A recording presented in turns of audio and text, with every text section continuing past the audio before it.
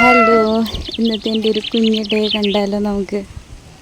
സ്റ്റേഷനെത്തി. Video allergy ആയിട്ടുള്ള എൻ്റെ കെട്ടി എത്ര ശ്രമിച്ചിട്ടും തല ഉയർത്തുന്നില്ല. അപ്പം ഞാനതൊരു ഫണ്ണാക്കിയിട്ട് വീഡിയോ എടുക്കുകയാണ് കേട്ടോ. രസമായിരുന്നു.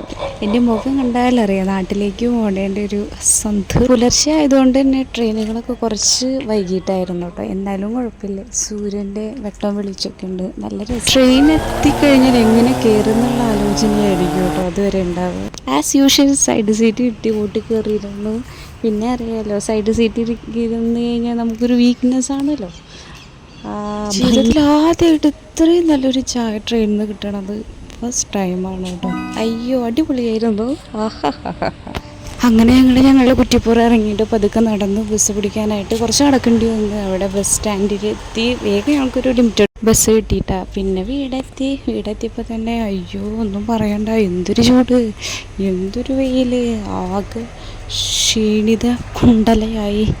പിന്നെ പറയണ്ടല്ലോ, ഈ ഒരു ചൂടത്ത് ഭയങ്കര ബുദ്ധിമുട്ടാണ് കേട്ടോ യാത്ര ചെയ്യാന്ന് പറയണത്. പിന്നെ എൻ്റെ അവിടെ ഇത് നല്ല ചീപ്പ് റേറ്റിന് കിട്ടിയതാണ് കേട്ടോ. പിന്നെ മാങ്ങയും ചക്കയും തേങ്ങ നോക്കി നിന്ന് പഴുത്തതുണ്ടോ എന്നൊക്കെ നോക്കി. പിന്നെ അറിയാമല്ലോ, കുറച്ച് തുണികളൊക്കെ അലക്കാനുണ്ടായിരുന്നു. അതൊക്കെ കൊണ്ടുപോയിട്ട് വാഷിംഗ് മെഷീനിലിട്ടു. ഇനി കുറച്ച് നേരം അവൻ കറങ്ങി നമുക്ക് വേണ്ട പ്രൊഡക്റ്റ് നമ്മുടെ കയ്യിൽ എത്തിയിട്ടില്ലോ.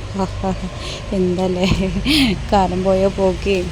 പിന്നെ എന്തെങ്കിലുമൊക്കെ പ്ലാൻ ചെയ്യാം, പുറത്തേക്ക് പോകാമെന്നുള്ളൊരു പ്ലാനിങ്ങിലൊക്കെ ആയിരുന്നു.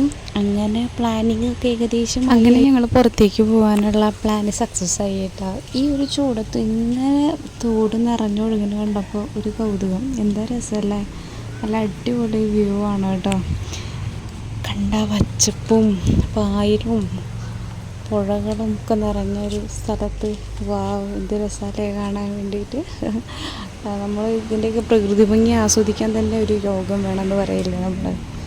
അങ്ങനെ ഞങ്ങൾ നമ്മുടെ കടലിൻ്റെ അടുത്തേക്ക് തന്നെയാണ് വന്നത്. അവിടെ അടുത്തുള്ളൊരു അമ്പലത്തിൽ കയറി, എന്നിട്ട് പതുക്കെ പുറത്തേക്ക് ഇറങ്ങി. നമ്മുടെ കടലൊക്കെ നിറഞ്ഞ് ഒഴുകുകയാണ് മക്കളെ.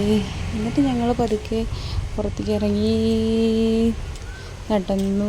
നല്ല മഴക്കാറുള്ള ഒരു സമയമായിരുന്നു കേട്ടോ. പക്ഷെ വെയിലാണ്, എന്നാലും ആസ് യൂഷ്വൽ പെട്ടെന്നൊരു മഴ പെയ്തു.